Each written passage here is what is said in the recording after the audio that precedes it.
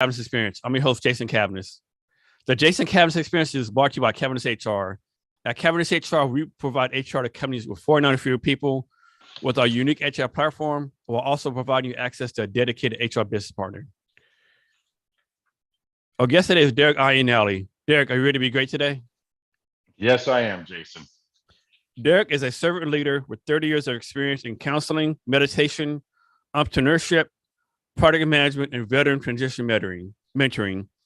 He has helped hundreds of people restructure their lives to restore them to how they were meant to be, meaningful and joyful. After a successful career in IT as a trusted advisor and fractional CIO, Derek is now the owner of Samurai Hire LLC. They treat candidates like our masters. Serving them is the highest honor. He does what he loves by encouraging recruiters, job seekers, and hiring managers. Derek, thanks for being here today. Really appreciate it. Thank you, Jason. So, Derek, we're going to start off on a softball question. Awesome. You're big into EDM, right? What is EDM? Is it what I think it is? I can't remember what it stands for. Electronic dance music. That's yes, right, sir. right. So that's the little thing. I thought I had no way to be honest with you. It is a great thing, and some people ask me this because it seems to be a strange thing about me, and it's like, really, you like music? And I love EDM, especially when I'm working out. It causes me to quiet my mind. Most of EDM music doesn't have lyrics to it, and so it's got great beats, all of that type of stuff. I actually listen to it while I'm driving to unwind, all that type of stuff. Yes, sir. Big fan. And a lot of EDM DJs like pretty well known. They make it pretty big money, right? Yes, sir. Because I can think, isn't there one DJ, EDM DJ? He always has like these mouse mask on, or some kind of mouse thing, whatever it's called. Dead 5. Yes, sir. Yeah, that's him, right? Yes, sir. Yeah. Yeah. Because I heard they make pretty big money. The DJs actually, right? They do like the different concerts and stuff. The music, not many words. And Jason, one of the things that people don't know about me is I've never been to an EDM concert. No, you need to change that, don't you? Yeah, I do, man. That needs to be on the bucket list, buddy. That's right. So how long have you been involved with EDM? Wow. That long? Yeah. Gray hair. So what you got you involved with? Just like the beat of the music, just like the energy? Yes, love the energy. I wanted something. To be honest, I hate exercising. And so it was something to take my mind off of it. At least with martial arts, when I was doing that, you could hit people, running on an elliptical and staring at bars going back and forth. My mind goes pretty boring. Yeah. Yes, sir. EDM, all they know, like having a thing is called raves, RAVEs at the concerts. Yeah, that's some parts of that as well. Yes, sir. Okay. And that mainly came from Europe, right? Is that mainly a European thing? Yes, sir. Yeah, just to see that you do a double take, go EDM concert and go to Europe. 2-for-1 deal. That's right. That's right. So then talk about meditation. You've been doing meditation for a while too, haven't you? Yes, I have. And what got you started on that? Like, how do you become involved in meditation? Yeah, so obviously in martial arts background, brought that into my life from both Japanese and Chinese martial arts that I've taken in the background. A big part of that is meditation, quieting your thoughts, stopping the internal dialogue, and working through some of that. Being a Christian and my worldview with that, sometimes people can perceive that to be at odds. But the big book says, meditate upon my word day and night. And so part of meditating is just not being distracted and being intentional with some of that. I try to do that quite a bit. I call them clarity breaks, to be honest with you. And so you're talking about quieting your mind. You're talking about getting rid of, I think it's called the monkey mind, right? Where the monkey mind takes over and destroys your mind. Amen. Amen. Yeah, I have a problem with that too. Yeah, I think most people have to get the wrong meditation. I think most people meditate like they talk about like Buddhism and Hinduism. They think it's like Far East mysticism, but a meditation for everyone, I think, right? Now, do you use like a platform like Calm or Insights or something like that, or you have your own meditation thing you do? Yeah, so I use a wide variety of things because, like you, I have a very active mind. I do have Insight Timer. My fiance and I listen to that almost every night, as a matter of fact, unless I'm doing an audiobook or one of those types of things. Guided meditations on Insight. They got music, all those other types of things. Absolutely. For me, meditation, though, Jason, is quieting my thoughts. I have a very active mind, and for me to stop thinking about things and to actually listen and be aware of my body and relax and do that type of stuff. It's hard for me. And so that's where I work with that, is being more in tune and aware of my asset. And my asset is my body and those types of things, if that makes sense. Yeah, what kills me, like my brain operates like 1,000 miles an hour, and like out of nowhere, some random thought will come in. Do you remember about this? Like that's nowhere in my top 100 list. Like, why does it even come up on my brain, right? Amen. And it won't go away until you like do some action on it, right? Yeah. That's right. It's craziness. Yeah. So I listen to Insight Timer too, but there were Insight Timers like almost too much stuff on there, right? There's too many options. Like there's even you filter it down, like only background music, only female voices, only 20 minutes, like still like 10,000 choices. Like how do you pick, right? So I'll pick like a number 7. I scroll up 7, whatever it lands on in that screen, I'll pick one of those things. That's what I do too. Okay, Monday, Tuesday, Wednesday, Thursday, and I'm flipping through the screen. Yep, I do the same thing. So you say meditation has been a big help to you? It has. It has been immense. As I mentioned, again, I have a very active mind. It's been something that I've had to work on for a long time. I take ashwagandha, as a matter of fact. I did some spiritual health coaching earlier this year and learned about some of those types of things and the benefits of slowing down. My accountability partner asked me about my meditation, all of those types of things. Yes, sir. So from your point of view, what do people get wrong about meditating? Because a lot of people are like, oh, that's flim flam. That's, touchy-feely stuff, I'm a man's man. That's some crap, that's what, sissy, that's what little sissy men, right? Sissy girls, right? That's a bunch of crap. What are these people getting wrong about the effects of meditation from your point of view? I don't think that they've studied it. So I would say it would be an ignorance thing, Jason. Because again, if you look at the science behind it, they've done some great work out there on being aware of your body, the power of our mind to be able to do things. I mean, people who have had injuries, who can get their arms to work again, and all of those types of things, are being in tune with their bodies. And it's not as hard as people make it out to. I get the whole flim flam, or, oh, that's gay, I don't want you to do that. And I'm using old language, of course, but it does take discipline though, too. It's not like I do it every day. I have to schedule my clarity breaks and my meditations and those types of things. There's a difference between meditating and sleeping, which is when I'm usually listening to Insight Timer, right? And so I try to listen to some of that stuff and work through. Last night I was listening to a great one on Insight Timer, as a matter of fact. It took me from my toes all the way up to my head with muscle groups, and was actually having me feel the sensations of relaxing those areas, which is, again, we just go through life and don't think through that stuff. So Great question. So what kind of martial arts do you do? So I previously did, and I'm currently doing, previously did Taekwondo, Muay Thai, Aikido, Nimpo, and what was called Seat Kali. Some people might know that as Filipino stick fighting. And so Nimpo is another term for ninjutsu. Traces back to Shirogara and some of the feudal Japan type of things. Currently working through getting up to speed on parkour, which is a French martial art. It's the ability to overcome obstacles, and running and climbing over walls and jumping through things and doing some of that. And I want to get back into Seat Kali again, get some more stick fighting going on. So how long have you been doing this? Since I was 14 years old. 14. Okay. Yeah. So let's suppose someone, wants to start doing martial arts. How will they choose the discipline for them, right? Is there like some kind of test they could take, or what should they do to pick between all the various ones they can choose from?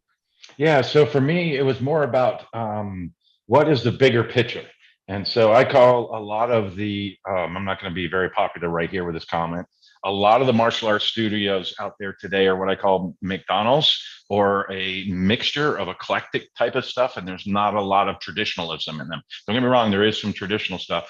I wanted to be traditional. I am fascinated with the Orient and Japan and China. So for me, getting into martial arts was, do I understand their thoughts behind why they did it? Most people don't understand that martial arts came about because weapons were outlawed. And so peasants had to learn to protect themselves from people who did have weapons. And so they learned to pick up a rake, for instance, and turn that into a staff, or break it in half and have 2 staffs, and those types of things. And there was a philosophy of life. Most traditional martial artists is not about showing any violence at all. It's the avoidance of violence. And again, back to the meditation stuff. So answering your question, Depends on what they're going in it for. If you want to become a mixed martial artist, you can go down to the club anywhere downtown in any state, and they'll gladly teach and train you to whatever you want to do. And there is styles for some of those types of things. Me, I'm more traditional in my views of martial arts. So I would tend to focus more on the traditional types of martial arts. So you might not know the answer. Yeah, it does. You might not know the answer to this question, but the people like start the studios, like martial arts studios, like can anyone just start a studio? Like I'm guessing have to have some kind of certification, some kind of background, right? I mean, anyone just say, yeah. Sometimes. Yeah, that's what I was thinking. Kind of like HR, right? All I have to do is take a class and put up a website, and now I'm an HR guy. Yeah, it's a lot of that going on, unfortunately. Amen. Yeah. So next, let's switch to veteran. You do a lot of veteran transition mentoring for people. Talk about how you got started with that and why you do that. Yeah. I remember, Jason, I don't know about you, when I got out of the military, I wanted to stay in, and I'm a service disabled veteran. And I had just tried out for the Fort Bragg Taekwondo team. And my goal was to hit US Army and go to the Olympics. And I was going to have a shot to that. And I got injured. And so when I got out, all of a sudden I didn't have my physical fitness anymore, and I didn't have a trade. And I remember thinking, well, at least I played with computers. Let me try that. And transitioning is a scary time for soldiers. And the reason why I got involved in it is because I remember the tumultuous and arduous time that I had on my out processing. I mean, I literally worked at fast food places, all of that to get some experience, somebody to give me a shot, somebody to help me through that process. There wasn't, I don't know when you got out, Jason, but there wasn't a lot of transistory stuff of, hey, let me help you develop a resume. Let me update your vocabulary so we can translate some of your military jargon into all that type of stuff. And I just wanted to give back. I figured I was out here in the universe. Let me show you how to get through some of that, if that makes sense. So I hate to use the word blame, but how much of the blame should go on like the military? How much of the blame should go on like the veterans? Like how much of this the veterans not taking personal responsibility and like, hey, I'm Jason Cavness. I know I'm getting out of 6 months. Let me start doing something, you know. I think this is my point. I think a lot of veterans, like, you know, they get 3 meals a day, things are given them, you know, it's, you know, spoon fed, and they get out. That's all that's gone, right? Like how much it should be on them. Yeah, I think it's 50-50 to answer your question, right? I think part of the government is, hey, I've owned you for however long your contract is. You don't get to spit that asset out. At least in the civilian sector, companies don't do that. If you do, you get sued or those types of things, right? But in the military, I would think, and there's lots of opportunities now compared to when I got out, and that's still changing. We got DoD skill bridge programs, lots of those types of things to help people transition. Answering your question, I agree it's 50-50. I think it's the military to provide good transition programs, but I also think it's the soldier as well. And most of the soldiers I speak to, Jason, I don't know about you, they are 6 to 12 months out. And I'm amazed because I was 3 months out going, oh no, what am I going to do? Okay. Yeah, I think one challenge too is like when I got out in 2015, like the transition program was a company commanders program, right? But however, there's no incentive to come to commanders to make sure that people would like do a transition. There's nothing to say, you know, like had 10 people transitioning and none of them got a job within 90 days. There's like no negative on their report card, right? So it's a commanders program, but where's it really a commanders program? You know, not really, right? So there's no incentive like the company commanders like really make sure that people take care of. Like when I went through 2 examples and 2 bad examples, I was one like ACAP class, and this E5 came in and said, "Hey, specialist, hey, Special Jones, you need to come with me. You need to be on the range." And the special, like Sergeant, I literally get 2 weeks ago from now is my last day in the Army. I need to do this. I'll never forget. The E5 said, "Well," and so you go on the range, so I make sure you get trained, right? Yeah. And there's nothing the people the ACAP could do because you know they belong to the commander, right? Right. And the second example, probably even worse, I was another ACAP class with the 06 and the Sergeant Major, and both said, you know, I wish I knew how important this program was. I would have done a better job than my people do this stuff, right? And it's like, but now you're leaving and you have no impact on anyone else, right? I just thought those two examples, like the negative part of ACAP and the military transition program, right? Well, no one ever said what is important is until they take part in themselves, right? Amen. because they're so concerned about their stats, their grades, all that kind of stuff, which is good. I need to, right? I do a good job, but yeah, and the best program I saw when I was enlisted at Fort Hood was the E4. All but 10 or probably 10 somebody had a program where once you put your paperwork ETS or retire, whatever, you put on permanent staff duty, right? Permanent duty, right? So all our staff duty CQ people are people who are getting out, right? Yep. And so now, granted, the bad thing about like might do duty, like be off for 3 days in a row and have duty on like a Christmas day, but all of them have staff duty, and that's just I never realized no one ever did that again, right? It's just a great program, and people like us in the Army, we could focus on doing our job. Oh man, I got staff duty on Thursday, and that's the kind of crap, Yeah, I remember that. Yeah, that was a blinding flash when you just said that. As a matter of fact, I'm going to age myself again, Jason, to just compliment what you were saying. So I was 91 to 96 active duty time, and then 3+ years of reserve. 94 time was Bill Clinton and shutting down Army bases across the United States. So all of a sudden, the transitioning of people who had years of service and retirement were getting kicked out because they couldn't pass a PT test and whatever. And so those types of things, that transitioning was scary for a lot of folks. Going back to your original question, why do I help? I love my Army tribe, and I love my veterans.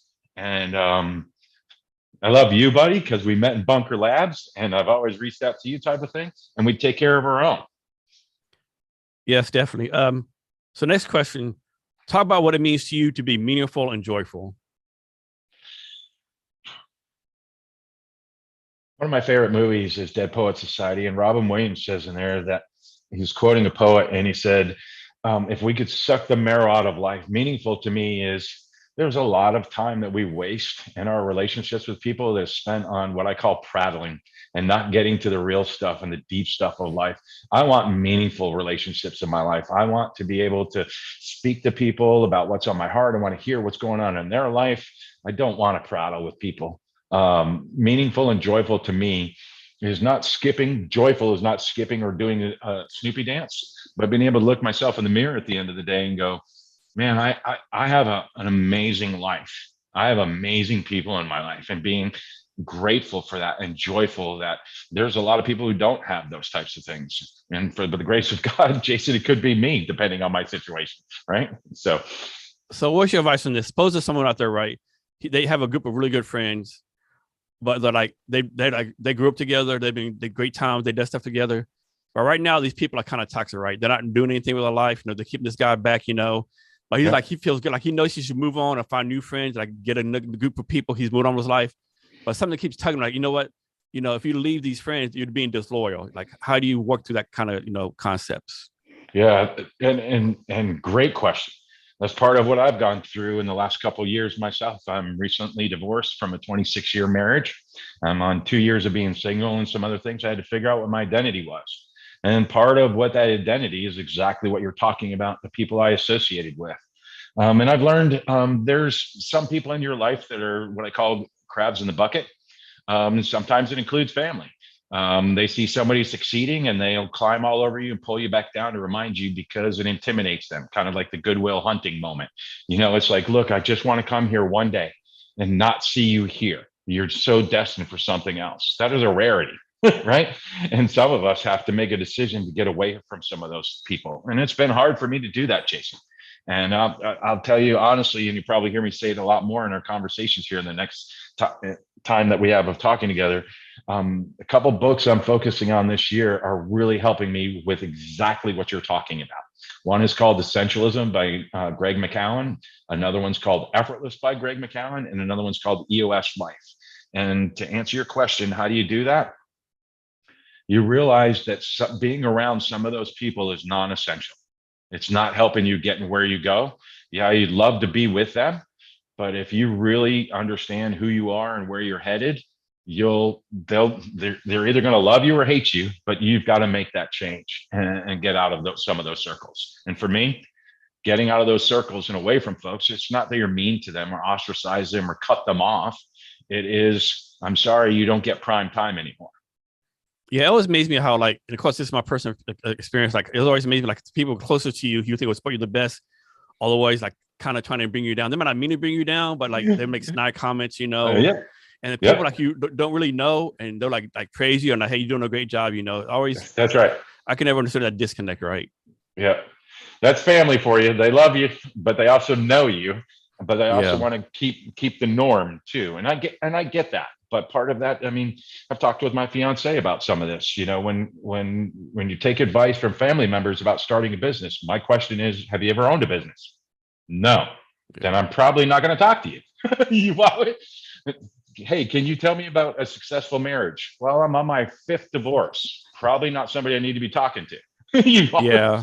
And plus, a lot of it is that they still remember you from how you were younger, right? So how you were younger, that's in their mind. Like, you were younger, you might have been undisciplined, doing bad things, like kind of lazy, didn't care. But but that is always in their mind, right? They don't realize you've grown as a person, gotten better, They always think of you back as a younger person, I guess. Jason, amazing thing that's happened in my life in the last year, for instance, is all my dysfunctional family stuff has worked itself out, and a sickness, a family member, and some of those types of things. And it's amazing. I've got all my family in the corner now. We're not playing any of those games. We're not, devouring one another and trying to keep each other down type of thing. Who's competing against who? And it's just amazing. It's just amazing. So how did that change? Y'all just had a come to Jesus meeting and laid it on the table and say, hey, this is how it's going to be, or just organically got better? So I think it's a formula, actually, that I've learned through life, Jason. It's time and truth. And what I mean by that is maybe when I was trying to get my family together when I was younger and force those things to work out because it's the right thing to do, was not the right thing to do at that time. But recently, I'll tell you the scenario, and my family is amazing. My uncle had a stroke last August. And I was able to, because of my business, pick up my laptop and go to Boston and help my family. And I got to spend time with my aunt and my mother and my sister. And out of laziness, I'm doing a quote here, circles. One of the ways I facilitated my family kind of joining together during this time was I didn't want to answer 17 texts differently in different times. And I just put them all in a group text together. So when I was updating on the status of my uncle and those types of things, everybody got the same message. And lo and behold, in the background, what I found out was my mom and my sister were talking again. And my aunt and I were talking about family dysfunction things that were going on. And it just worked out. Suffering brings people together. We know this already in the military, right? You get a couple bullets flying, you got best buds going out that plane, right? Exactly. I remember hearing this somewhere. So someone asked someone else, hey, like how old is your parents? And they said, well, my parents in their 60s, so they'll probably leave like 80 years old, right? So the question was, how much time do you have left for your parents? And the person answered, about 20 years. Like, they're gonna be here for 20 years left. Well, how often can they live in a different town? How often you go visit them? I'll visit them once a year. Well, no, really, you only have 20 times left with them, right? It's not 20 years. You have 20 visits with them, right? And I think when people think about like how many visits you have with the people you care about, it's not 10, 15 years, it's like maybe 6, 7 times, right? And you visit your parents like 20 times. 3 of them you're fighting. 2 of them you're going through other friends. 3 other times you're doing something else, right? So people don't realize what limited time we have with each other here. I don't think so. No. You brought up a great point. That was one of the things that really struck me in the last couple of years too, Jason, was, if you look at the health statistics for white Anglo-Saxon male in the United States, I think it's 77 or something like that. I'm 51. So what's that? 22 more summers, 22 more Christmases, 22 more 4th of Julys. What are you going to do with them? And that's assuming you're going to be in perfect health, right? You don't know when you hit 59, you might, slip and break a hip, or, God forbid some, medical condition comes and it puts you in the hospital for a year. I mean, you never know, right? That's right.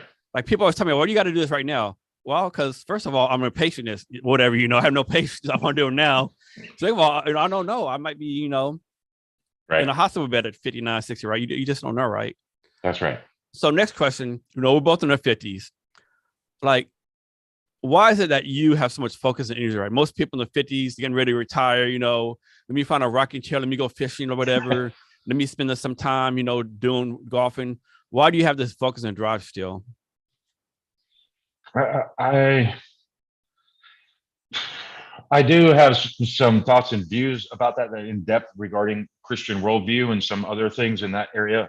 I think for the sake of the podcast and answering your question, it was a gift, and it always wasn't a gift for me. I've just recently started to look at having that energy, being able to process things, see things at a 30,000 foot view, to think systematically about things and do all of that stuff.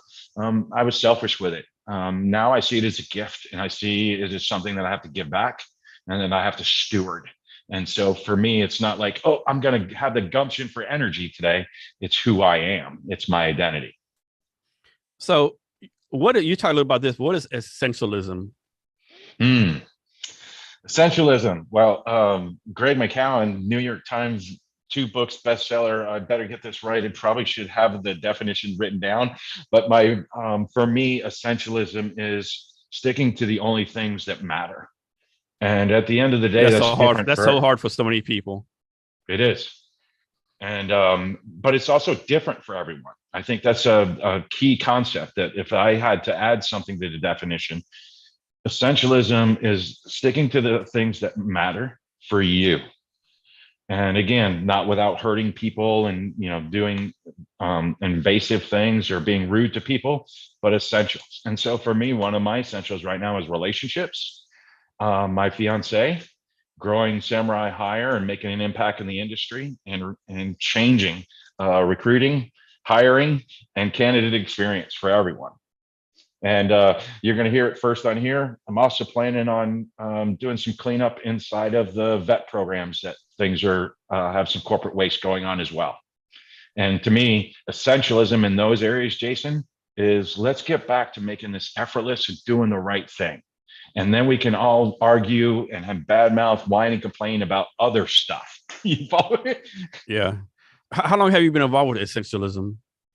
So for me, I'm going on about a year now. The book was recommended to me quite a few times with some folks, and somebody who invested in me and loved me through going through my divorce took me out to lunch one day when everyone else abandoned me in my circles, and said, "Hey man, I've been wondering about you. I love you." And he goes, "A lot of the things you're saying, have you ever read Essentialism?" I was like, "Yeah, I heard about that book." And he goes, "No, Derek, you're going to love that book.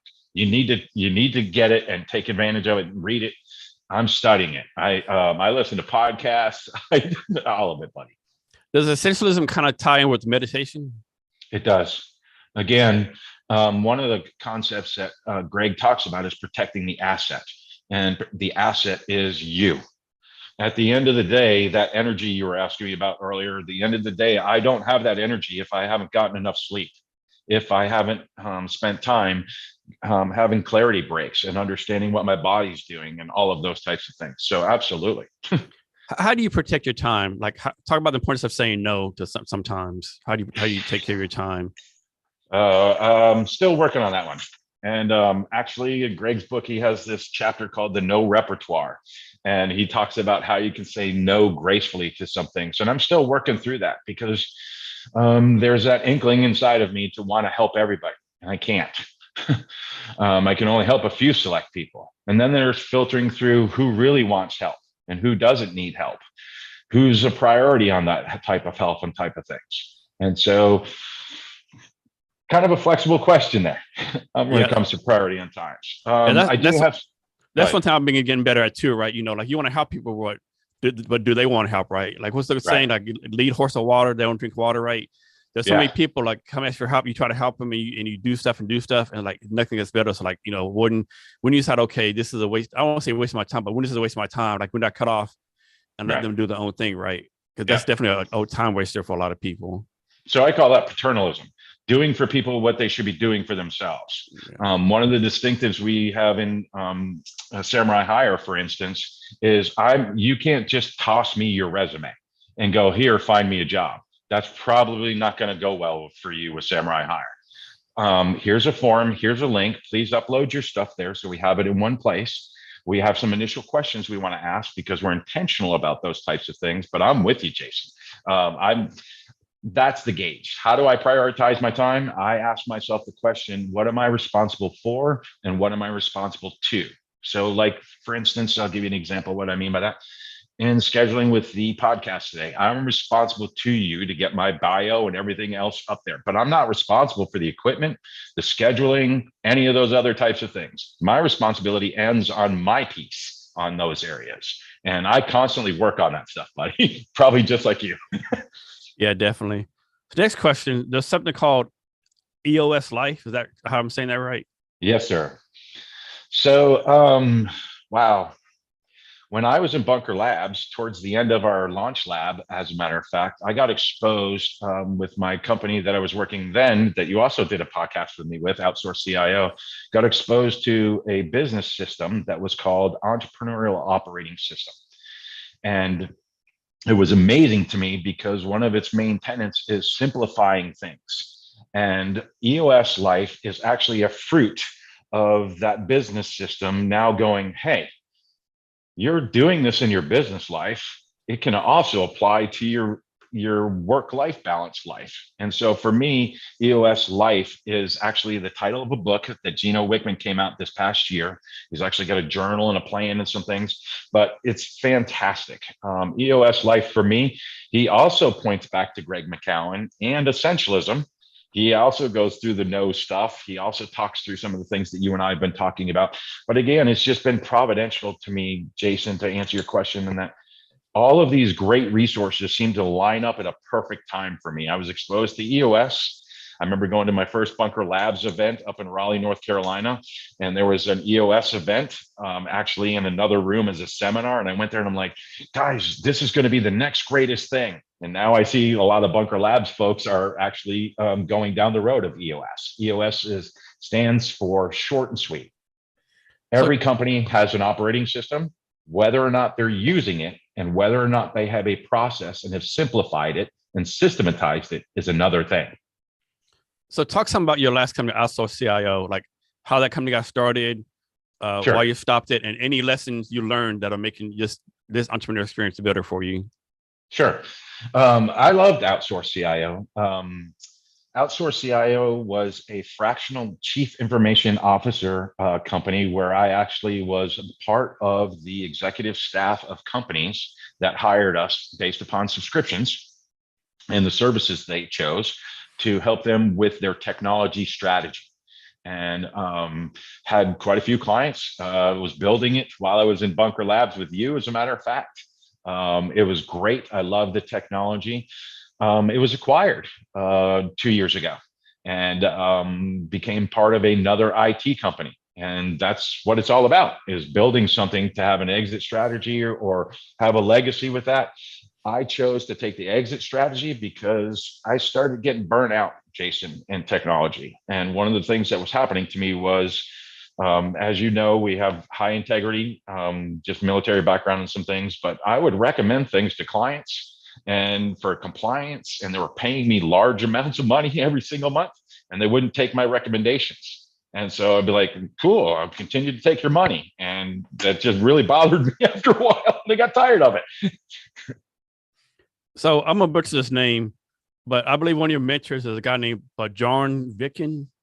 Yes. Can you talk about that relationship, how you got hooked up with him, how he helps you out? Yeah, Bjarne is a phenomenal guy. He is in the UK. I was introduced to him through a program that I took last year after I was recovering from my back surgery. It was called Life of Love with a guy by the name of Alex Moses and Sam Shargo. And what it was 6 to 12 lessons of some basic concepts about some things. And part of that program was we had a weekly meeting. We also had a group meeting. And then we had a accountability partner that we were supposed to meet with once a week to discuss the topics we were going through at that time. Bjarne and I, we just clicked. He's an amazing guy. I met with him this week, as a matter of fact. And Bjarne and I still meet every single week and go through our accountability questions. He's actually a Atomic Habits fan, if you've ever heard of that book. And me with my essentialism, we've created accountability lists for each of us based upon those two models in our life. So he's going through habits in our discussion, and I'm going through essentials. And we meet for about an hour. and laugh and joke, of course, because we've been good friends and some other things. But one of the unique things, Jason, about Bjarne in my life, which is very rare in some cases, is I don't have people who are willing to speak the truth in love to me. And so Bjarne, he's not intimidated by me. I don't know whether it's because there's maybe an ocean between us or so, but he's willing to go, that's stupid. Why would you do that? What are you going to do to fix that? And I need stuff like that in my life. Talk about the points like picking the right mentor for yourself. Like, for example, like I literally get at least 5 LinkedIn messages a day or 5 emails a day from like coaches. Like people I have no idea who they are. Hey, Jason, I saw your LinkedIn profile. You're doing great things. I'd love to connect with you and see if I can be your coach. Like, first of all, who the blank are you, right? And I have no idea who you are, right?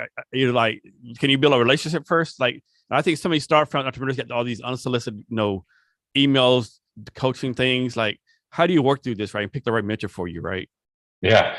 Well, I think sometimes the right mentor is found. And I mean, sometimes they might be right around us in some scenarios. I'm actually going to take this back to our Bunker Labs experience. One of the books we had to read was Never Eat Alone by Keith Ferrazzi.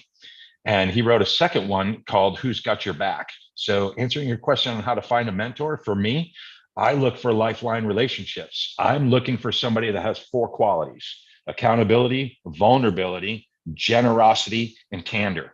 The reality is most people do not have all 4 of those. They may have 2, they may have 1, they may have 3, but my goal in finding a good mentor is they gotta have all 4. That's good advice. Next, talk about the importance of having empathy. Points of empathy.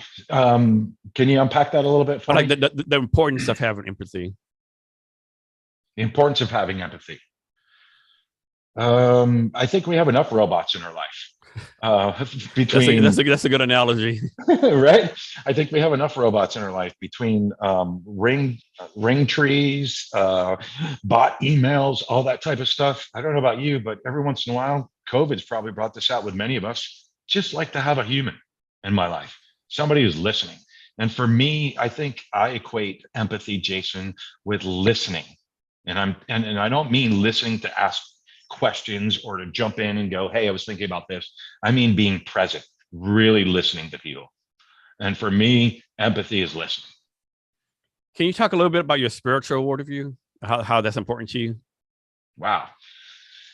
I've really struggled with that, actually, over the years. My favorite biblical character is Peter, because I think I am just like him. I'm on fire, I have a bunch of energy, and sometimes get spun out of control. And so my Christian worldview, I tell people that I came to Christianity kicking and screaming, because left to my own devices, I wouldn't have chosen it. And so for me, Christianity has changed everything for me. And I looked at a lot of religions that changed my dog tags 8 times in the military with all that type of stuff. Look at you laughing at me. Most people do when I tell them that. One of them was actually the occult. I remember having Aleister Crowley on my ticket, on my dog tags at one point. But how did that come about? I didn't choose it. God found me and regenerated me, and my life has been forever changed. Now, have I had problems with his people over the years? Absolutely, with some of those things. And in one particular experience, I was excommunicated from my church going through a divorce. It really shakes your faith when you lose a community of people that you've invested in for 20 plus years, and they drop you like a hot potato because they think they know what's best for you. Yeah. Thanks for sharing that, Derek. So next, what is something called a Ronin list?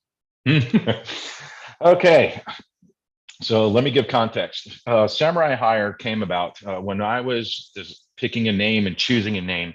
I wanted to bring some levity, but I also wanted to bring some sobriety to the industry, the talent acquisition industry. And in doing so, I Googled all the terms, trying to find something that I was interested in. And I thought, awesome, Samurai Hire, and it worked out perfectly. I got the domain name and all that other type of stuff.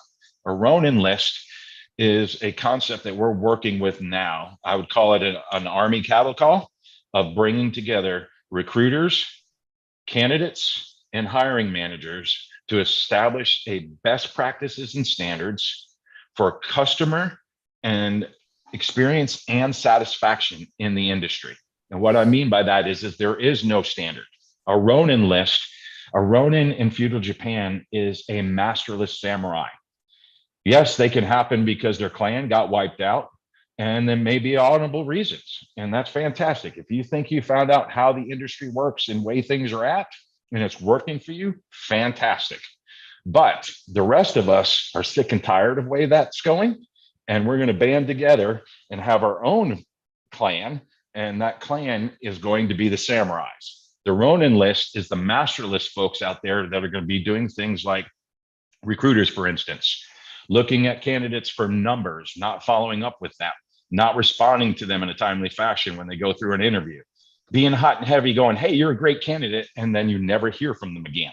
That gets you on the Ronin list, right? You're masterless. You obviously don't care about people. You're in for this, for doing things on your own methods. Candidates can be rude to hiring managers and to recruiters.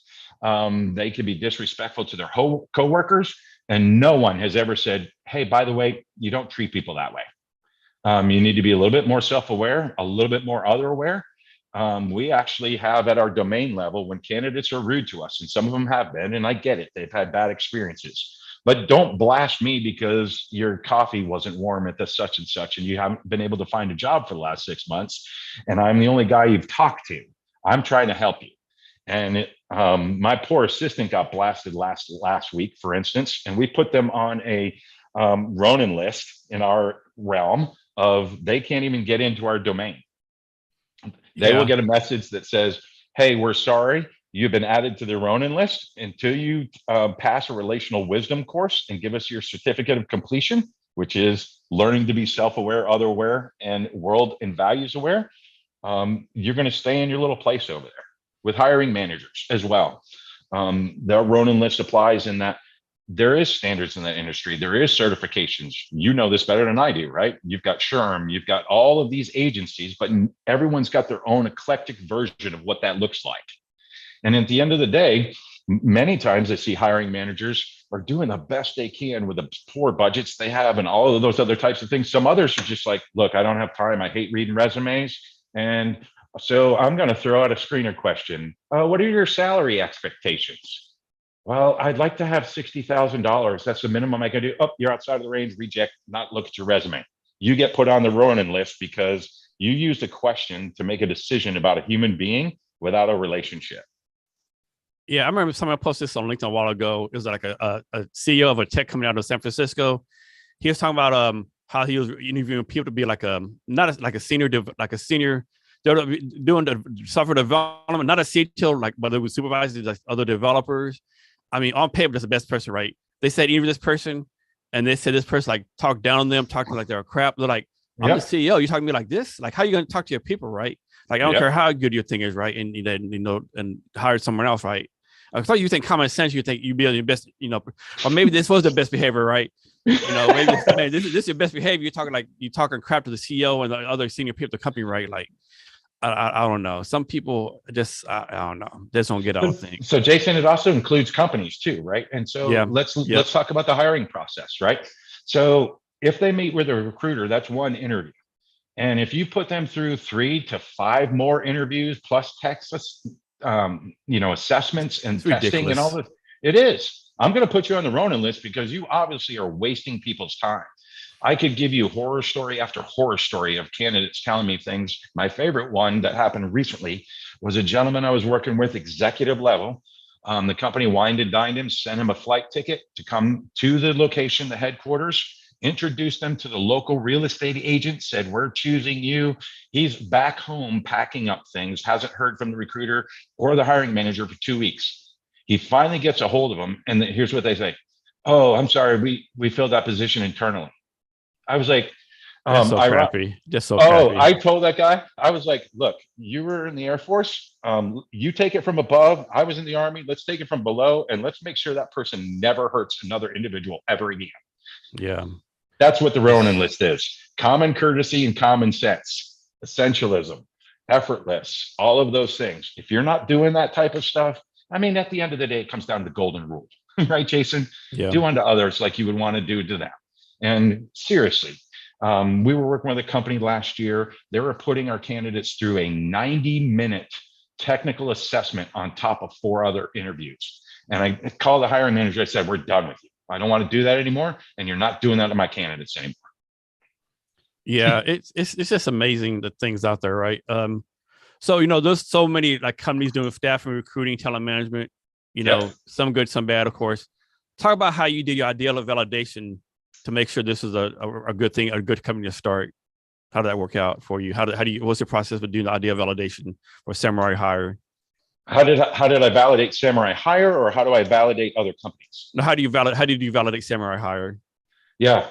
So I'm big on credentialing. I might be military, it might be something else, maybe in your industry too. I know you and I are very similar with this.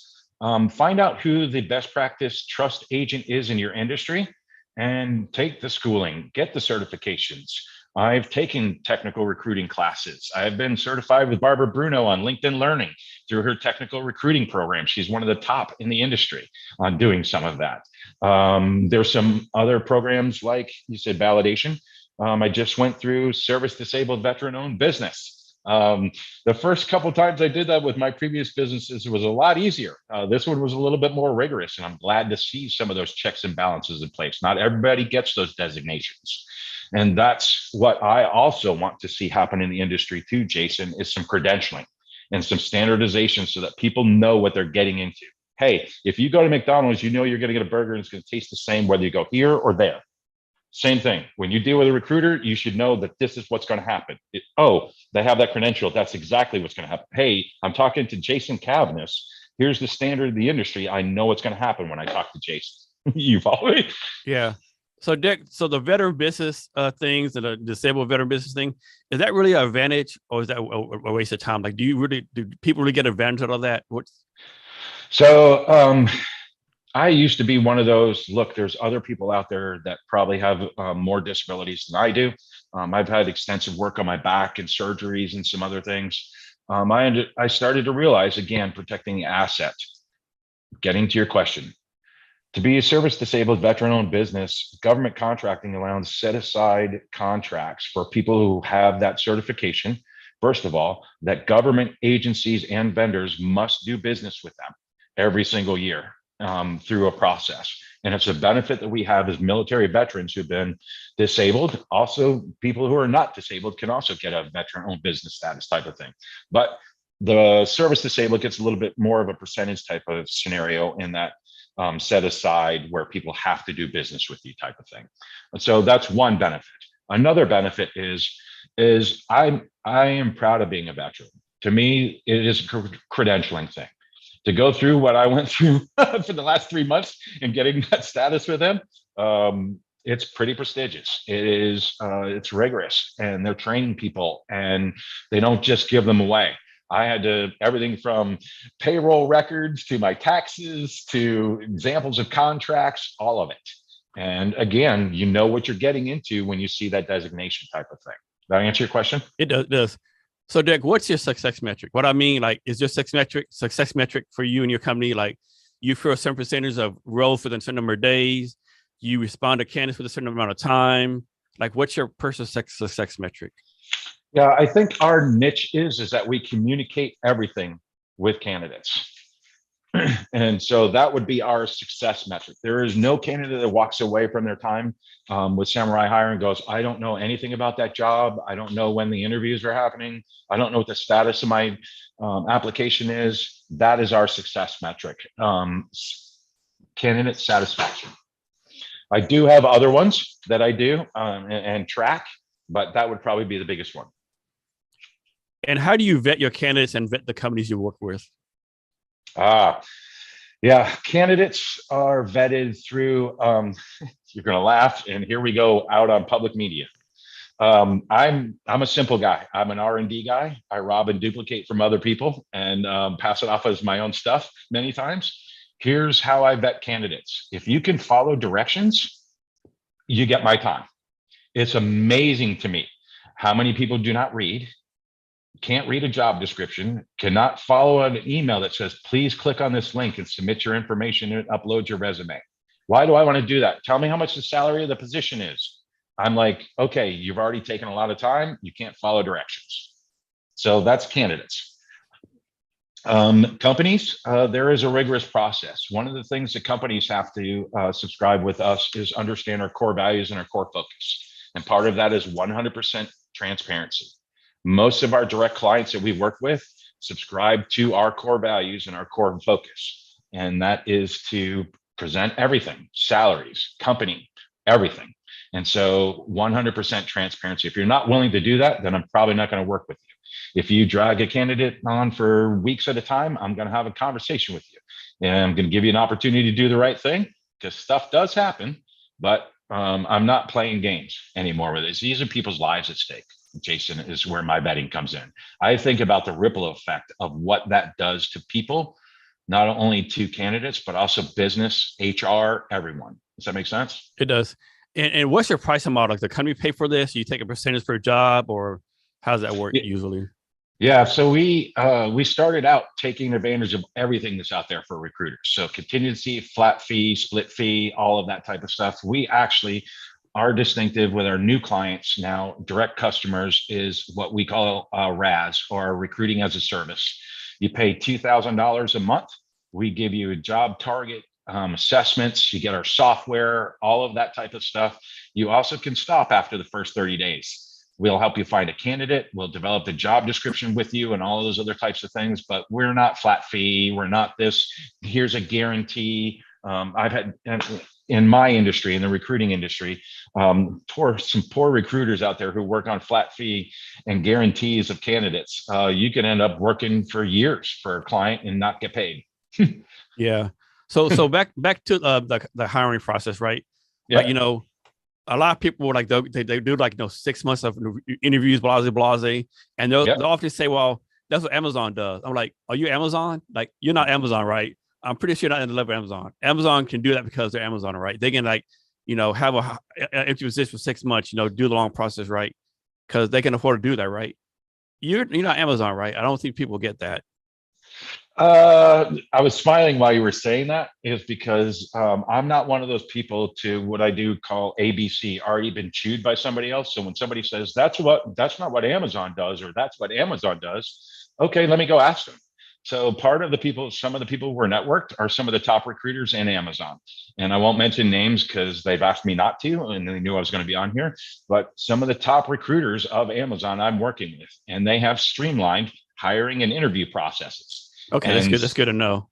Okay. And Microsoft's doing the same stuff. A lot of what are called the FANGs that are out there, Facebook, Amazon, those companies, Google, and all those other types of folks, they pivot faster. They obviously have more money to do some of that as well, but they're not going to miss out on good talent by having a stupid process, right? Good. So next, we might disagree on this. So what's your take on cover letters? My take is, if I see an application that says submit a cover letter, I instantly think this company stuck back in 1982. So there was actually a poll on LinkedIn today from a recruiting influencer out there. And the poll was, what is your thoughts on cover letters? And the other one was references. And so I agree with you. I wish cover letters were not needed, but we are in a different era right now. We have people who have been told their entire lives that resumes are only 2 pages, who have gone through COVID, had parents who have died. Where do you explain that stuff? Yeah. Do you put that in your resume? No. A candidate summary or a good cover letter is a good way to do that. And it's a tool to use right now. Again, I don't like having to add more stuff to read to a hiring manager. You don't become a trust agent by inundating them with more paperwork type of thing. I would say, why couldn't you just, we actually send out to the cover letter thing. We've sent out to candidates an article that Indeed did earlier this year on how to document your gaps professionally in your resume. And there's some great ways to do that, but not everybody's on board with that, Jason. So I do agree with you. I think it is a useless document. Most of the time, account managers and hiring managers don't read them. I was reading something earlier today that folks said recruiters don't read them. I do read them because I need a good candidate summary when I'm presenting you to my client. And so that's where I can get my blurb from many times, is from that. Now I capture that in a form on the front end. What kills me is when people say, well, I need a cover letter to make sure they're interested in the job. But then them applying for the job and send their resume and let you know they're interested. Like, Ronin list. I don't know. Ronin list, right? Yeah. That's not making things effortless. That's complicating things. Somebody's sitting around going, that's a good idea. You and I both know that's not a good idea. Yeah. And most people have LinkedIn profiles, their stuff on social media. I just think it's too easy. Like recruiters and people like do a quick research, Exactly. I don't know. And so another pet peeve of mine, where you hear people all the time, I'm a hiring expert. Are you really? Like, you're telling me 100% of your hires went on to be great, do the greatest hires ever. Like, you're the best of the best. It just drives me crazy. People say they're a hiring expert, right? Oh, I'm a hiring expert. I've done this for 10 years. Well, maybe you've done it wrong for 10 years, right? Like, who's validating that you're a hiring expert besides yourself? I'm getting ready to come out with an article on this, a 3-part article. First was published today, and I'll get to hiring managers with that question. My favorite question to ask them about that, Jason, and I'll ask you as an HR guy, what's your offer to hire ratio? Oh, yeah, that's a good one. Okay. I'll know if you're an expert or not. That's a good one. Maybe you hire 10 people, but like 9 of them leave after 6 months. That's right. For the reason. That's right. Yeah, it's just craziness. So what do you think? So this is my opinion too. I think there's always been a disconnect, no matter how good or bad the economy is, right? For example, like, suppose I'm working for a company and I get laid off, I get fired or whatever. I got a mortgage coming up. I need a job right now, like right now, right? So I'm gonna here. I gotta find a job. Most companies, when they have an open position, they're gonna take their time, right? We don't want to hire the wrong person. Let's do some more interviews. We're gonna make the other 3 people in the department, cover down the job. We're not in a hurry, right? So the candidate, like, they're in a hurry. The companies are not right. Right. Is there a way to fix this, or is this the way it's going to be? I think there is a way to fix it. And again, I would go back to something simple, and you and I would both laugh about this. Just be transparent about that. One of the things I'm looking at when I'm looking at jobs with people is how long the job's been around. To me, that's a good indicator. If the job's been around for 3 months, I start asking some questions. Why has it been around for 3 months? Are you asking for a purple squirrel? Are you not paying them enough? Maybe this job has got too much in that job description and you're asking somebody to do 3 people's work type of scenario type of thing. No, you should always, from my perspective, Jason, a recruiter or an HR person should be having a great conversation about what that offer to hire ratio looks like, for instance, and shortening that gap. Here's our budget. This is when we need somebody by. Okay, great. I actually have a form that we send to folks. It's called discovery questions that I send to companies that I want to answer everything about that job. How long has it been around? Why are you looking? How fast can you move? All of those types of things.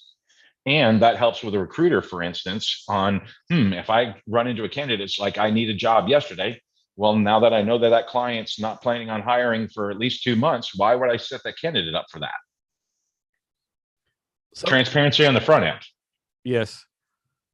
So for your company, why do you focus on healthcare and IT? Why those 2 industries versus the other ones?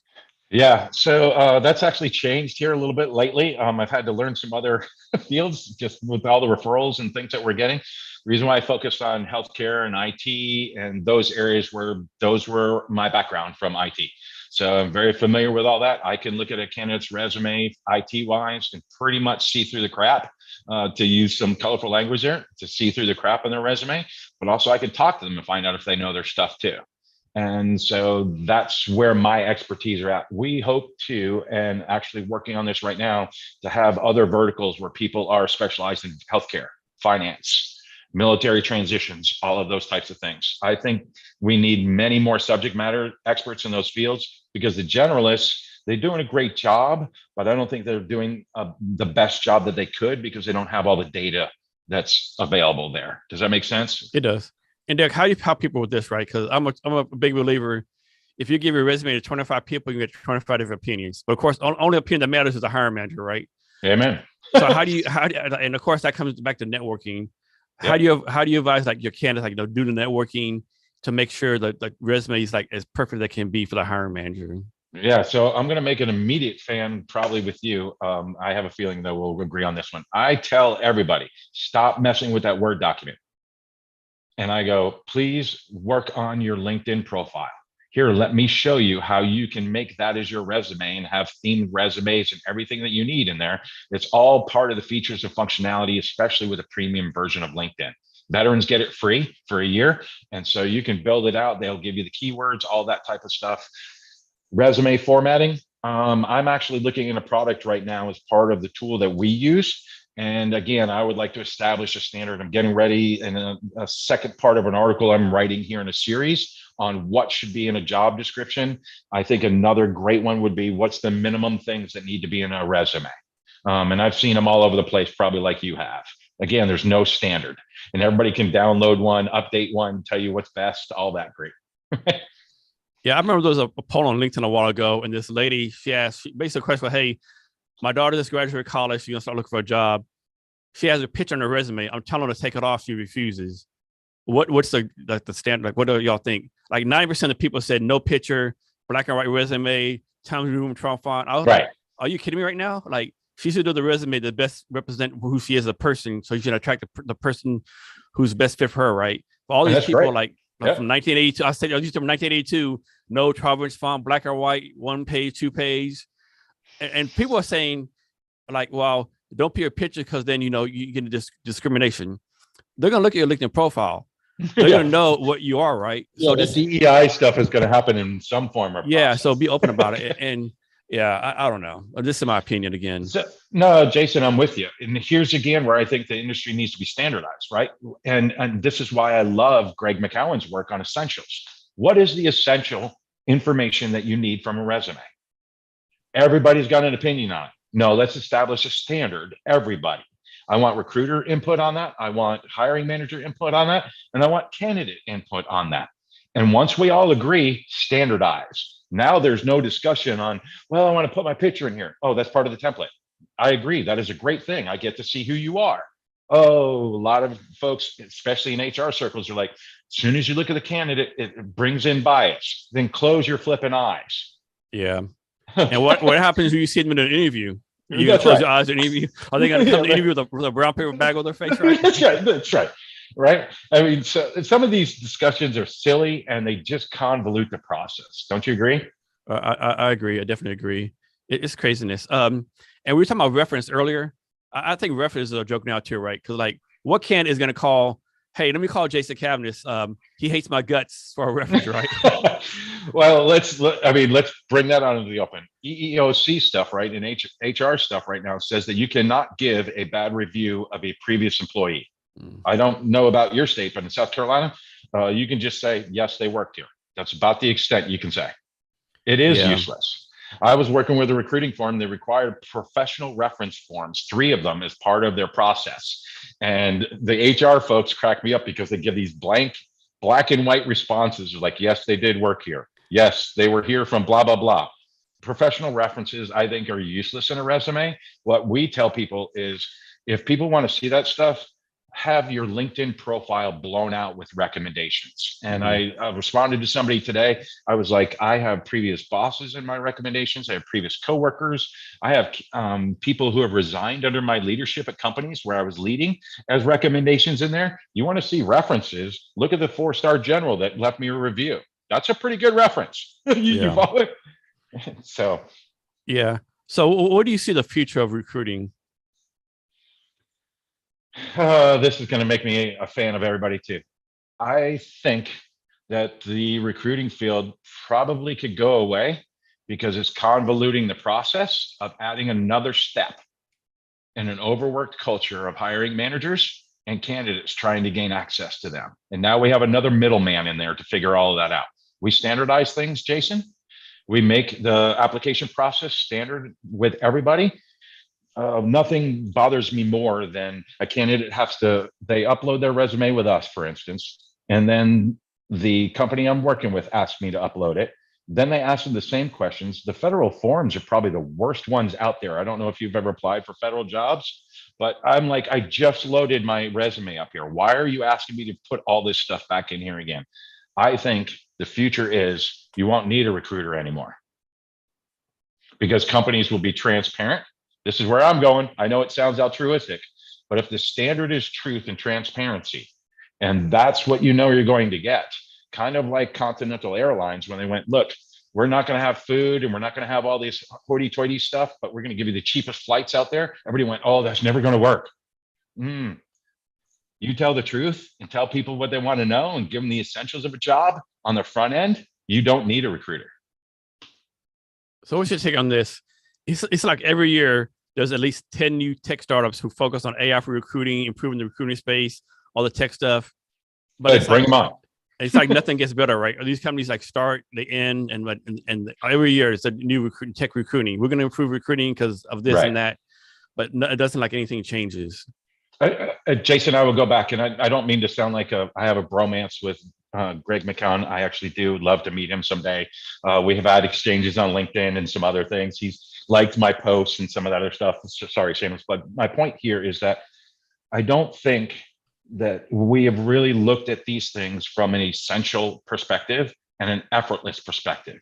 One of my favorite stories on a recent podcast of Greg McKeown was he was redescribing about Amazon. One of the reasons why they became a giant was they made one-click shopping effortless, and then they trademarked that process for 15 plus years, meaning no one else could gain access to that. And it set them apart because previously we're both the same age. Do you remember the old days of ordering stuff online? You type in your street address, the screen would swirl around, then the next line would come in. What state are you in? And you did the drop down box and you did all that other type of stuff. One click ordering, all I had to do was click this and it grabs my credit card information, does such and such. I think that technology can change and redeem some of these broken systems. No one's willing to make it effortless or focus on the essentials. They want to, and I say this delicately, justify their job or their position.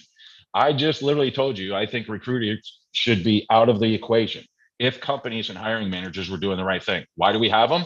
Because both of those entities haven't been held to a standard yet. Can you talk some about, I don't care how good the economy is, how bad the economy is. Looking for a job is never easier, right? A lot of, you hear the stories all the time. I look for a job for 6 months before I even got an interview, the process. Can you talk about the mental state people need to be in to keep on, hearing no all again, all over and over, getting their teeth kicked in? Like, what's advice on that to be, keep mentally strong, keeping the game, so to speak? Yeah. So we've all heard that it takes a community to raise a family. Well, I would also add it takes a community to raise an adult too. And so if you don't have a network of people that you can share those types of things with you, because failure is part of our life. It is part of what's going on. Not everybody can be president. Not everybody can be an HR subject matter expert like Jason Kavnis. I'm sorry. I can sit there and go, I wish I could. But at the end of the day, it's just not going to happen. Getting beat down all the time with some of those things, I tell you what's been good for me. Going back to that, we were talking about crabs in the bucket earlier, Jason, about who are you surrounding yourself with? If you're around people that go, I can't tell you, the most liberating thing I say to candidates most of the time is, you are not your title and you're not your salary range. And no one's told them that before. Yeah. And I think a lot of people don't realize how subjective the process is, right? Like, I might be making this number up, but I think each job has like 250 applications, right? Yeah. They might call 10 people for a phone interview, right? That's right. And then they might have like 5 people interview, right? And until you get the interview, you get the job. A lot of people beat themselves down. I didn't get the job. Well, let's flip that over. You're like top 2% for this position, and maybe the other person, maybe the other person was better at the job than you. Maybe the person had more qualifications. I mean, you don't know, right? So people beat themselves up. Another thing too, I think people don't realize, like the example I use all the time, pose up, someone's hiring for a job, right? And they interview 2 people. One person comes in like Monday morning, 10 in the morning. They have interviewed 4 people, right? Those 4 people that had a great weekend, they're in a good mood. Now, first person Monday at 10, they're really not qualified for the job. They're kind of, but not really, right? But they connected on LinkedIn, all the interview people. They know something about the background. They connected. They had a good time, laughing, fun. They actually got a couple of questions wrong, right? Not the right answers, but everyone had a good feeling about that person, right? We can see this person at a company, right? Next interview is at 1 p.m. Between the first interview and the second interview, one of the people in the interview panel got in a car accident. Another person got yelled at by his boss in front of everyone. Another person on the panel found out his mother-in-law is coming to stay for a month, right? So 3 or 4 are not in a good mood, right? The guy at 1 p.m., he shows up way qualified on paper. Like, there's no question he's got the job, right? But like, he knows nothing about the people he's interviewing with, right? He has a bland personality, just cold, like no personality, whatever. And then he gets the question right, but he just rubs people wrong, right? Mm-hmm. Like, who do you think the company's going to hire? Like the one at 10 a.m. or 1 p.m., right? And just because those people had something that happened to them to interviews, their thought process changes, right? It's so subjective, right. I think, and people don't realize that, right? And even get an interview panel, right? People don't realize how hard it is to get 4 people in an interview panel at the same time, right? Because they have full-time jobs, Yep. And I think a lot of candidates don't get that. I think there's it's easy, and you and I see it all over social media, right? It's their fault. It's the recruiters, it's the hiring managers. Honestly, I really think it comes down to common sense, common courtesy, and people being self-aware, other-aware, and value-aware. And I don't think we do that sometimes, because I just got into a car accident right now. The only thing I'm thinking about is my insurance. Maybe if I asked a question, hey, are you okay? Something's going on with you right now. You seem like you're a little tense. Well, I just got into a car accident. Oh, would you feel comfortable rescheduling us? I'll keep your slot. I'll do all of that. People don't stop to listen and be present, Jason. That's a good point. Here's a good example for you. So one of my post-army jobs, I was an HR director at a local college. So I was in charge of recruiting for all the professors, all the people at the college, right? And we were hiring for like a senior, like, I can't remember the term, but like basically a senior professor, one of the academic things, right? And so when the people get interviewed was like an internal academic professor, right? And during the process, part of the process was whoever was getting interviewed, an hour before the actual interview, they will come, and one of the people on the panel will come give them a tour of the college, show them around the college, introduce them or whatever. And so this person said, well, I'm not doing that, right? I already know whatever's on the college, right? I'm not doing that. Well, it's a part of the process, Well, I've been here for 4 years. I know what's going on. I know where things at. This is a waste of my time. I'll be here for the interview. I said, okay. And for the panel, you never know who's going to show up to do the process, right? The person that day was a dean of the school. So basically, this guy blew off the dean of the school, and obviously, he did not get the job. Right. And again, it's just being a little sensitive and aware. Don't get me wrong. I mean, I liked your question earlier, Jason. There's a difference between empathy and sympathy, right? Yes. Sympathy will take you down a rabbit trail.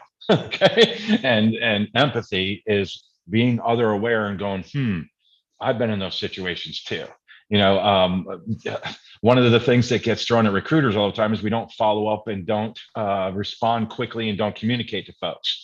And I'm like, what I'd really like to say to them is, I've gotten over 170 emails today, had 30 people IMing me on LinkedIn while I'm trying to write my article.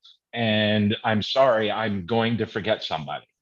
But you're going to lambaste me because I didn't get to you. No. Yeah. How many candidates think that you're their personal recruiter and you're not working with anyone else? Right now, we have close to 4,000 candidates that we're working with. Okay, but how many of them think that you're the only one that you how many candidates think, okay, Derek is only working with me, Jason Cavness, like they're not working with anyone else, right? So that's a great question. We make them feel like that they are the only people we're working with. Nice. What do you want to see changed in the recruiting industry?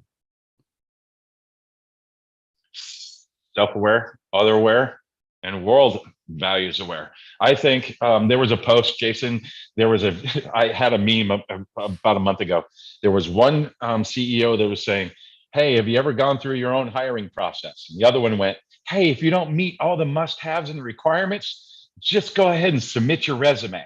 And I'm thinking to myself, both of those folks, one showing other aware, going, hey, I've been so distant from this, maybe I should go through this process and see what it's like. The other one was like, hey, just submit everybody. And I'm thinking to myself, come on, dude, is that really how you hired people? They only had 20% of the skills and you went because their mommy told them that they could do it, you hired them? No, there was a process that you went through with all of that. People need to be a little bit more self-aware, other-aware, and world and values aware. I think that's what's going to change the industry, buddy. Yeah, I think I'm probably that too. And I think stats prove this. Like Suppose there's requirements on the job, right? A female will only apply if they meet 100%, right? If Mm. they're 99, they don't apply. A guy, Yep. I'm 50%. I apply for it, right? So That's right. I had that title once. I'll go ahead and spray and pray. Yes. yeah. So I think that's something that needs to be fixed also. But again, the reason why they're doing that is because they know it's a numbers game and no one's told them and no one's working with them and guiding them through there. Some of it's fear-based. And again, I get all this. We only have a little piece of data from our perspective, Jason, as a recruiter of what I'm dealing with from my perspective. I haven't been rejected. I was talking with a candidate this morning to become a dear friend. He's rejected over 10 plus times yesterday. And, I can't imagine what that feels like. Now, don't get me wrong, you and I as entrepreneurs and having our business, it is a bipolar thing, right? For us, it's like, cool, I'm having the greatest day of my life. By 3:00, vendor called in, you've lost money doing such and such, and now the world sucks type of thing. But that's us. I can't imagine looking to other people to define what your identity is and then being told that you don't meet that identity all day long. I'm surprised we don't have more, shootouts and doing some of those types of things, right? I know. What's your advice on candidates as far as being active on social media? Like, should they be posting on LinkedIn once a day? Should they like doing a blog? Should they be like posting something on Instagram, talking about the job search? Or what's your advice on those kind of things? So we actually have a samurai scroll for this, and I've explained a few things. I don't have do this and you'll get this formula. I don't subscribe to some of that type of thinking because you don't know the situation. You can't control the variables of reach, who's watching and doing all that type of stuff with the analytics and algorithms running in the background. So at a minimum, I would say this, Jason. One, take advantage of the open to work designation type of thing, depending on your situation. Some candidates can't be put in open to work while they're working at a place because their boss is going to find out, right? And I get that. But you can make that designation only available to recruiters. Another thing, one of the things that attracts me to a candidate, for instance, is me watching them invest back in the network that they're interested in. So, for instance, I met an awesome guy by the name of Jonathan Lee that we are partnered with. Jonathan Lee is a global educator. He has his own day job doing some things, and I'm answering your question. One of the things I love about him is that he has a day job. He gets paid for nothing. I'm about to tell you what he's doing, but he has almost 12K followers, and all he does is advocate for job seekers all day long. His comments, his intentionality of posting, the things that he does, how he encourages people, the things that he flags and sees, that's going to set you apart as a candidate. When it comes to me personally, or working with a candidate, and I had one that has been contributing and being a trust agent to his circles, celebrating his or her friends who've got a job and that type of stuff, to the one that's IMing me 6 times going, here's my resume, bro, help me find a job. Who do you think I'm going to work with? The one who's giving back. Yes. So the days of working for the same company for 20, 25 years are long gone. But when is it too soon for someone to leave a job? Like, suppose you get hired and within 60 days, like, man, my boss is horrible. This company is horrible. I need to leave. Is that too soon to leave? Or should someone stay at the company for a year? Or like, is there a recommendation on that? Yeah, I think that's subjective, Jason. It comes down to, again, that essentialism for everyone. At the end of the day, I'm talking with a candidate right now. I've been going back and forth with them today, as a matter of fact. They just got a position, been looking for a long time. They're in their first week and getting ready to write the resignation letter. And that's the right thing for them to do because it affects their conscience and their situation. And then at the end of the day, no one's going to care about your life more than you, is what I would say to that. So if you need to resign and leave because it's a toxic environment or whatever, then leave. Do it well. Yeah. Right? Of course, the caveat is, all this advice me and Derek are giving, everyone's economic situation is different, right? So you got to do what supports your economic situation. So like, if you can't afford to lose your job or can't afford to, if you have to take a quote unquote bad job, you need a mortgage or pay for something, you got to do what you got to do, right? But always set yourself for the best situation you can, I think. That's a good point, Jason. And so let me, if I could extrapolate on that, there is some entitlement out there. I deserve and I should have. That's not what I'm advocating. I'm advocating somebody who's got core convictions on some things, For instance, let's throw out a controversial one. I'm not one of these, by the way. Some folks are taking religious preference for the COVID vaccination. Okay. We have some direct clients. It's mandatory that you're vaccinated. And I have to tell those candidates, because of your decision, you realize you just cut your job search in half with the Fortune 500 and Fortune 15 companies, because this is what they're doing. Yes, but you don't understand. It's against our rights. I thought you were a Christian. And I'm like, look, I worked at Burger King and said, hi, welcome to Burger King, so I could get my first computer. Sometimes you got to suck it up and do it. You follow me? Yeah, I definitely do. You already talked about the sum. Can you go in more detail about the importance of networking? Say again? Can you talk? You already talked about the sum, but can you talk more about the importance of networking? Oh, I think it's critical.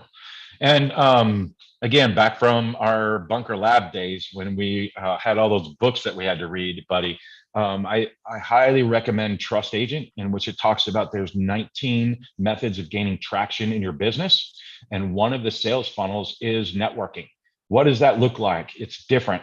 We're in a different era. It used to be, when I had outsourced CIO, that I would go to technology events, places where I was the subject matter expert, and that's where my clients were. We're in COVID now, 6 feet. Can't go to a conference anymore. Now I got to do all this stuff virtually. How do you network there? To me, networking there is being humble with the networking. Same principles apply. Same thing you would do in person. I meet people all the time on LinkedIn and the media venues that we're in by just going, man, that was an awesome comment. One of my favorite ones right now, going back to the essentialism right now, is, man, I love connecting with other essentialists. And you wouldn't believe how many people are like, me too. And bang, and we start a conversation. Find something that you like together. It's not just about getting business cards. Yes, there is some intentionality. I like what Keith Ferrazzi said, be a connector. Connect people around you with people who need to be connected to other people around you. Yeah, I know one thing I'll tell people, especially veterans. Like when I got out, I used to go to job fairs. Everyone was a veteran, right? Or it'd be like, first command financial companies were, or, government jobs. Yeah. When I advise veterans now, it's like, go to a place where you're the only veteran, right? Like go to Chamber of Commerce, go to Toastmasters. Yes. Yep. Go to a Rotary Club, go to somewhere where you're the only veteran. Because once the people know you're a veteran, they're going to come talk to you, right? Yep.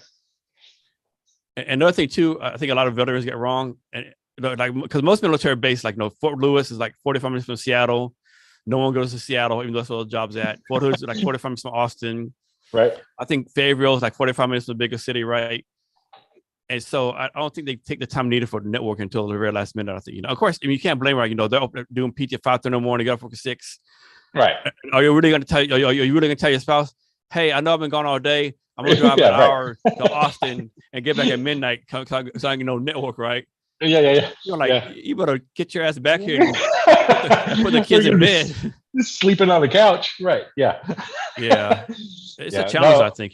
It's a different world of networking, and I think if you wanted a tool or a resource, and I know you'll agree with me, read Never Eat Alone by Keith Ferrazzi. It's a good place to start. New York Times bestseller. He talks about redeeming the time that you have and the connections you already have around you. He also lists the best types of people to connect with. And when I first did that book and read that book, I was doing outsourced CIO, and one of those people is recruiters. And lo and behold, guess what? I'm part of that connector circle now. And it's amazing. Yeah, find your tribe. Derek, can you talk some more about your entrepreneurial journey? I wish I could share a picture, and maybe I should have gotten, if I knew that you were going to ask that question.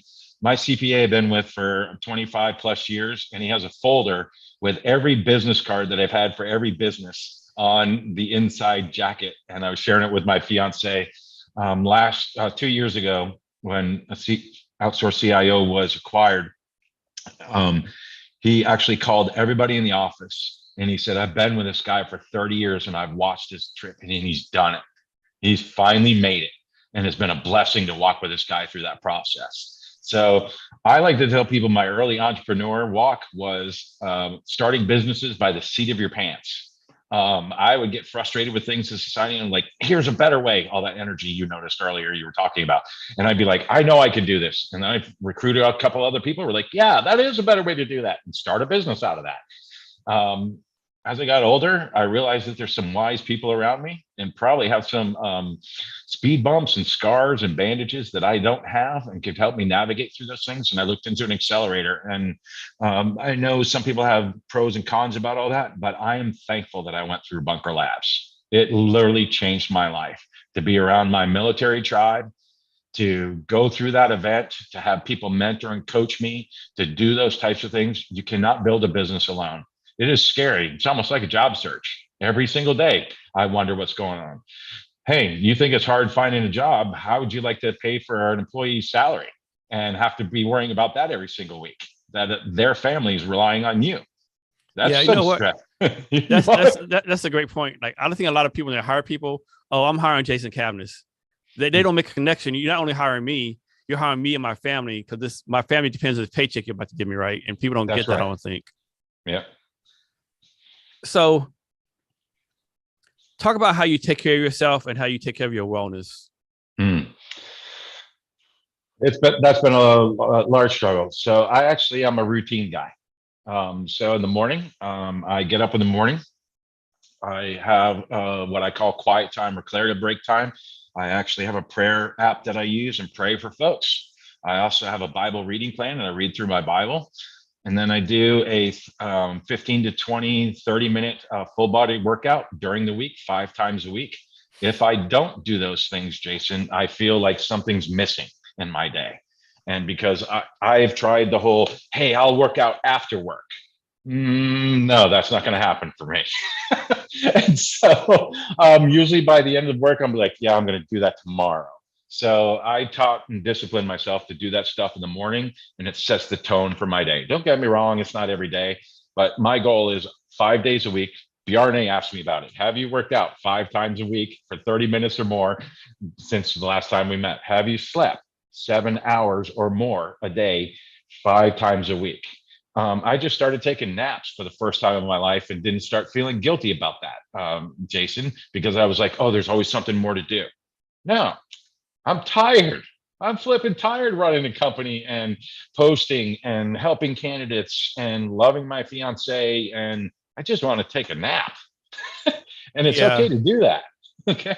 Yeah. I just started going to the gym like last week. I hadn't been in the gym forever, right? And just what you get from going to the gym, it's just outstanding, right? There's no, it's like, man, why did I stop for, right? It just, that's I right. don't know. So just for me, energizes you so much. Well, and because I had injuries, the VA called me in 2 years ago and said, hey, there's surgery, 85%, you get quality of life back. And if you take this, and I had resolved that I would never be able to do martial arts again, that I would never be able to do workouts again, that I would never be able to fully walk, possibly with a cane and some other things. And I got surgery. I'm up to 10,000 steps pretty consistently. I do full body workouts, watching my food. I eat whatever I want, enjoy adult beverages. I sleep. You asked what my routine is. I'm trying to protect my assets. The only area I'm working on right now that I have a hard time with is what's called permission to play. And permission to play is doing something fun. I like to do things with other people. And after the last couple of years of things that happened through divorce and some of that other type of stuff, I've kind of kept people at a distance. And I like to do things with other people. So Bjarne is holding me accountable that I need to go shooting. And so that was one of the things I've done for recreational. I've got a HK VP9. And I like to go range shooting, and like to take folks with me who's never done that before. But that's what I'm working on, Jason. That's something I don't do in my life. I work out, I read, I do all that other stuff, but I don't give myself permission to play. So, Derek, talk about this. I think so many new entrepreneurs, they have an idea, whatever, and their mindset, they believe the hype and the myth, right? Oh, Mark Zuckerberg made $1 million in 6 months, or Apple made it in 6 months, right? People don't realize that the time and patience it takes to be successful, whatever your term of successful means, right? Right. What's your advice to these people think they're going to start a company and, within a year are going to be, the next billionaire? They may. Good luck. You and I both know that to actually create a movement takes a lot more than that. Right? PayPal wasn't fully embraced until years later. and they still had a problem. Amazon, again, they had the first online ordering and doing all that, but it was clunky when it first came out, right? It took a while to build that engine. It takes a while to do some of those things. And I think it's being okay. I call it holy discontent, Jason. You got to be okay with not having that, or delayed gratification, right? You got to be disappointed in the things that are the way they are, which spurs you on to do the things that you need to do. But sometimes it's working a dead end job. When I was working 60 to 80 hours a week and my entrepreneurial bug kicked in, I was like, I can't do this. I'm not going to do that. But I sucked it up for a while to persevere through so that I could have the money to do that. It takes work, to complement what you're saying. Yeah, like I said, you got to do what you got to do, right? Sometimes, yeah. maybe you got to take a part-time gig at Burger King, or you do, or maybe you need to sell some plasma, on the side. That's right. Been there, done that. Yep. You got to do those kind of things. Yeah. So you already did this a little bit. Can you talk in more detail about how your current company got started, what you're focused on right now, and what your vision is for Samurai in the future? Yeah. So we do subscribe to EOS, as I mentioned, and we have our business plan done. It's called a VTO, or it stands for a Vision Traction Organizer. We have core values and core focus. It was started because I did not like recruiters, and I knew that there had to be another way. When I read Keith Ferrazzi's book on being a connector, I thought just referring people to recruiters was helping them. What I found out was it wasn't. And then I started hearing what was happening, and I was like, somebody hasn't worked this out. Somebody hasn't made this better. Why is it this way? And so I'll never forget, I was going to a networking meeting, and a friend of mine said, hey, Derek, you ever thought that all those people you refer to me and these other recruiters, that you could be making money doing that? I was like, look, I don't have time for that. I hate recruiters. I don't want to get involved in that. That guy was persistent. The third meeting I went to, he's like, hey, Derek, you got a second? And he showed me this check, and it was for double digits. And I was like, what's that? And he goes, oh, that's for the placement for 20% of a yearly salary of blank. And I went, are you serious? And he said, yep. And I said, you can make that by placing a candidate? And he goes, yes. So my first thought was, wow, there's got to be something more to this, because you don't get rich quick doing that. And so I decided to look into it. And ironically, one of the clients that I had for outsourced CIO was a company that you were making fun of earlier, of, hey, I found a new recruiting method. And they came up with this new tool that was going to be a crowdsourcing tool and doing some things. And they asked me to do a business case of all the applicant tracking systems that were out there and the recruiting tools that were out there. And I did an exhaustive search. They were paying me to do it. And I started seeing the intricacies of the industry. And I was like, yeah, this can be streamlined. And Samurai Hire started in April of 2021. After my company was acquired, and I came up with a logo, had the website up. My fiance was like, you literally had that web page up on one day doing such and such. And I'm like, yeah, because I'm not a creative and I wanted to be done with it. And I wanted to focus on the relationship aspect. So how did it get from where it was to where it is today to where we're headed?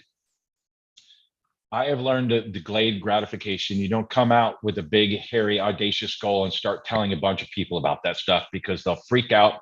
And some of the assets that you need to help you build that kind of business also go, whoa, that's intimidating. You don't even know what you're doing. You haven't been in the industry for a while. So I took 2021 to figure out the recruiting industry, the candidate side of things, and the HR side of things. And I did some study.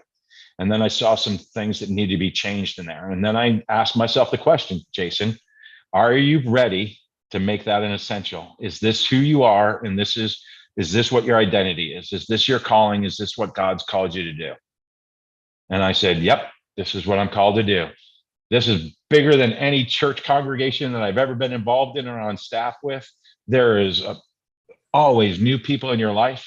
There's always opportunities to learn something new. There's always going to be work.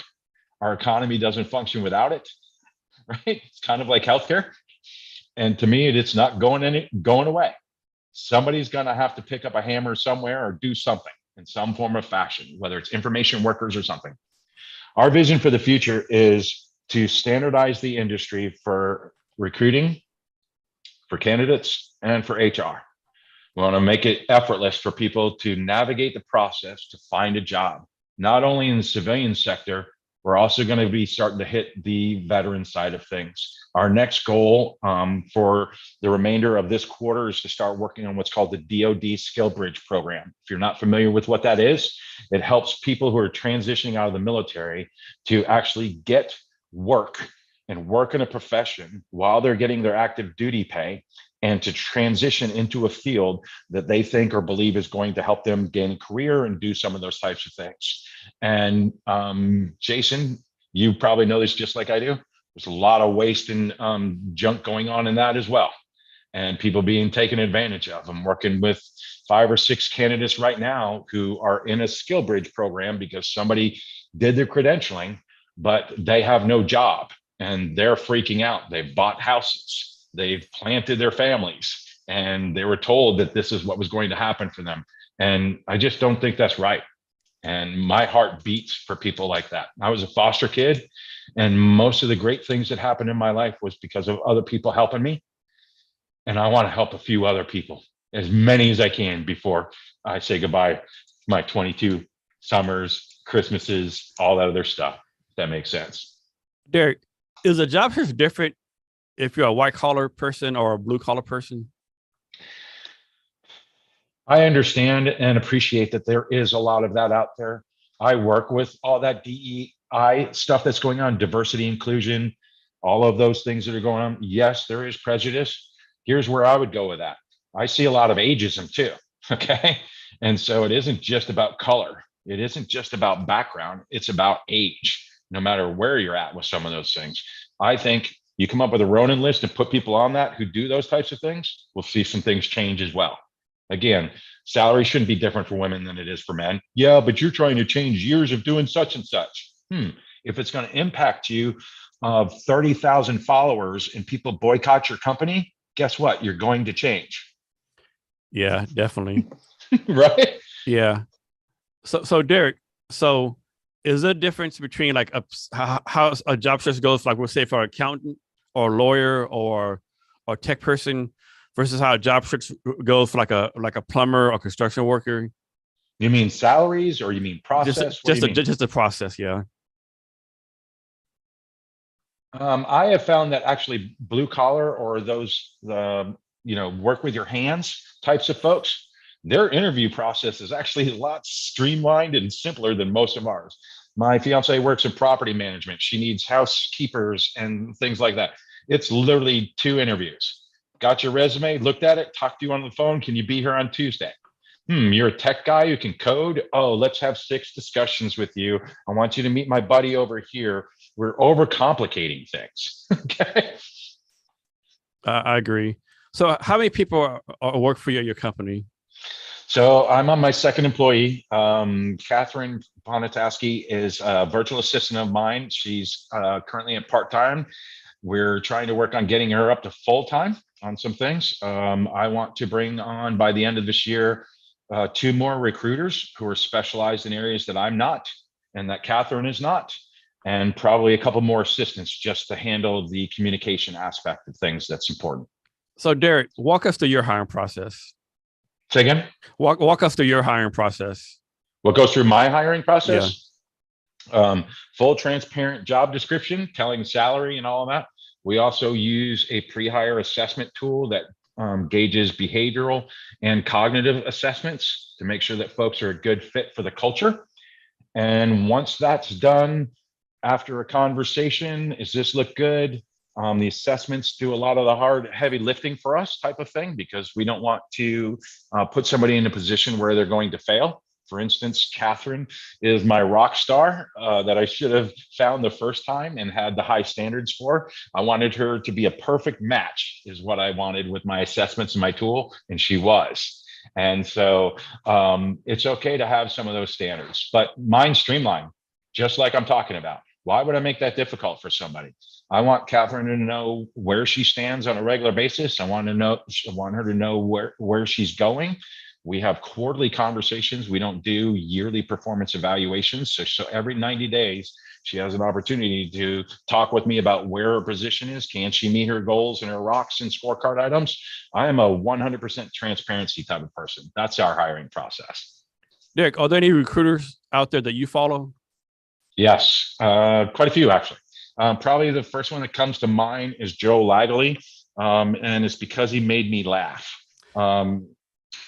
He constantly posts these memes about the recruiting life type of scenarios, and he'll use Giphies and some other things like that. But I also follow him because he also has great content, great articles. I also follow career coaches, HR folks. I follow a lot of those folks.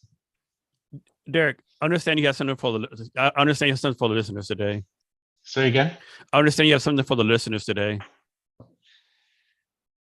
Have something for the listeners. Okay, Yeah, gotcha. yeah, Sorry. yeah. Yes, as part of, if you were listening to the podcast, if you're a company and would like to engage Samurai Hire to help you find your next talent and have a streamlined process where we could work through finding you the perfect candidate, we'd love to give you a 25% discount on your first month subscription, which is $2,000 per job description. So if you had 5 job descriptions, it's additional $500 for each of those. We'd give you a 25% discount off of your first month to get started with us, just to test this out. Oh, by the way, you can also cancel after that as well. So get your discount and cancel in the same month with us to do some of those things. But the offer to the listeners is, hey, give us a shot. Let's see what transparency looks like. One of our direct clients right now, Jason, embrace the transparency that I'm talking with you about.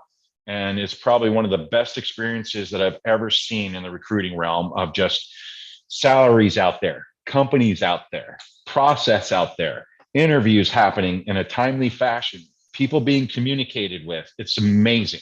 Okay. And Derek, do you have a ask for the listeners? I do. So we are putting out, we actually created 3 tags out on LinkedIn space, and I've actually worked through them and they're associated with us. One of them is called Recruiter Tribe. That's my family community. You can follow Recruiter Tribe, hashtag Recruiter Tribe. Another one is Job Seeker Advocate, hashtag Job Seeker Advocate. The third one is Hiring Manager Trust Agent. It embodies the principles that Jason and I have been talking about today. Let's all remember that we're self-aware that we all have essentials in our life, that somebody else might have an essential as well. And let's remember that other people have other things going on in their life as well. And it isn't always just about us. And then finally, that hiring manager trust agent aspect of it, that hashtag also follow those with us. You will constantly see content related to this. If you see hashtag Ronin List, you will know that some topic on abusing people in some form or fashion, or making a process arduous and tumultuous and cumbersome, is what that means. Anytime you see the hashtag Ronin List. And so if you like negative stuff, we will call it out with hashtag Ronin List. But we'll also be redemptive and share with folks. So that's the ask. If you're interested, follow those hashtags, join us with this movement. It's going to take an army to change the industry. I don't believe that, oh, that'll never change and it's always been that way. We live in a crowdsourced world now. People can change things. And Derek, can you share your social media for both yourself and your company so people can reach out to you? Social media, yes. Most of our backlash tags are Samurai Hire. So Twitter at Samurai Hire, Facebook Samurai Hire. Our website page is samuraihire.com, and that's the theme that we have for everything. So Samurai Hire should pull us up, whether you're on LinkedIn, whether you're on Facebook, Twitter, Reddit. We're in all those places. And to listeners, we have the links to everything to include social media in the show notes. You find the show notes at www.cavendish.blog.com. Be sure to share this episode with your networks, and remember to subscribe or review the Jason Cavendish Experience. So there are a couple more questions I came up with. How much of your time do you spend, quote unquote, like training hiring managers to make sure they're doing the right thing, make sure they're doing the right thing, you know? Yeah, How much of your time do you have to spend training hiring managers, so to speak? Yeah. So actually got a partner on that now to help us out with on that. But I would say right now, between the actual people who are HR folks that are sending me messages and asking for help to our direct clients that we're training on how to do business with us, I would say 5 to 7 hours a week right now. And what is that? How do you train them? How do you get them up to speed? Just got to show them, like, is it basically, hey, you can't do this, you need to do this? No. Nobody learns that way, right? I call that management by fly swat. It comes back to a core philosophy of ours. And again, most companies, Jason, core values and core focus is an inward document, not in an EOS world. EOS, core values and core focus, is not only internal, it is external. And it relates to what you're talking about. I listen to hiring managers and ask good questions, because you don't know why people are doing things until you listen. Hey, we've always done it this way. Why? Well, this is the old beat up computer that I have, the only thing that we have, and it can only process 16-bit forms on it. Oh, now I know. You coming in there and saying, hey, you're an idiot, why are you doing that, is not helpful at all. Listen, ask good questions. And when you're humble like that, people want to know, hey, is there a better way to do this? So Jason, let me say this. Yeah. I don't have all the answers, buddy. I know there's some problems. I know that people are getting hurt in this process. I know that, to me, at the end of the day, listening, asking good questions, and then listening and asking more good questions, that's how you train people. So Derek, you talked earlier about how you vet your companies, but how you handle this, like in the future, you vet a company, but for a reason it's not working out right. The company is doing things wrong. They're not listening to you. Whatever the case could be. What's your process for the quote unquote, separating from that company? Yeah. So I call it the Roadhouse philosophy: be nice until it's time not to be nice, and then be nice. And I believe also that everybody, when given an opportunity, will do the right thing. And people have done that for me. And so we actually did fire a split fee company that we were working with. It was a recruiting company that we were with. I didn't call them out. They knew our core values and focus. They took a candidate and didn't respond to him in a timely fashion and dragged him along with some things. And I said, this is what we're talking about. Can you please follow up with so-and-so? And I waited. So there's a difference between delegating things and not doing anything about them. There's a difference in EOS of delegating and elevating, which means that you do check up on some of that stuff. And when they did it again, I said, I'm sorry, this is not a good fit for us. We've got some other objectives and other ways that we're headed in the future. I'd like to refer you to some other folks that possibly might be good fits for you, but at this time, you're not a good fit for us. I'm a firm believer, Jason, of firing your problematic clients, whether they're candidates, recruiters, hiring managers in this industry, 10%, the bottom 10%, because they'll suck up your time. Derek, can you more clearly define what it means to respond in a timely manner? Like, is it within 2 days, 3 days, and a minute? Like, what does respond in a timely manner mean to you? Respond in what kind of what? And what does it mean to respond in a timely manner? Is like 2 days, 3 days, right away? What does that mean? Yeah, again, you got to have relational equity to understand what that means. If it's a serious nature type of thing with folks, I'm like, you don't leave somebody hanging for a week. I mean, let's be honest. We got business hours. People are working, doing some of the things in our Samurai Scroll #1. I mentioned, hey, if you're going to circle back with a recruiter, don't ping them tomorrow after you just applied for the job.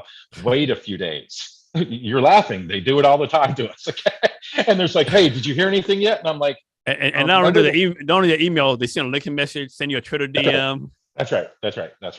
And I usually say, please wait about a week, because here's the deal, at least from a recruiter perspective, Jason.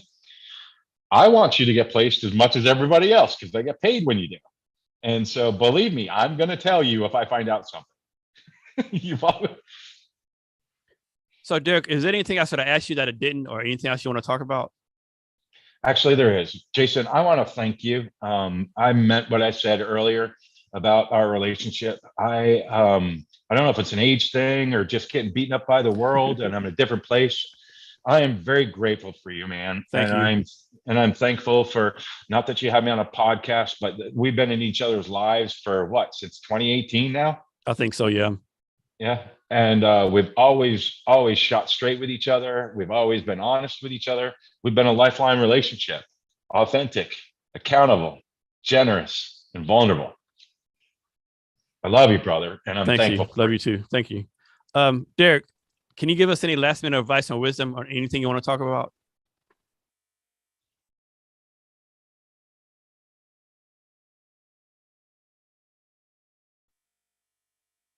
Yeah.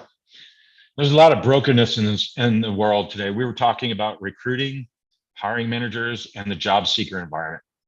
It isn't just impacting those industries. It's everywhere. It's logistics. It's in the military. It's everywhere. And I would hope that people would understand that there is always a lot more going on than we're aware of in people's lives.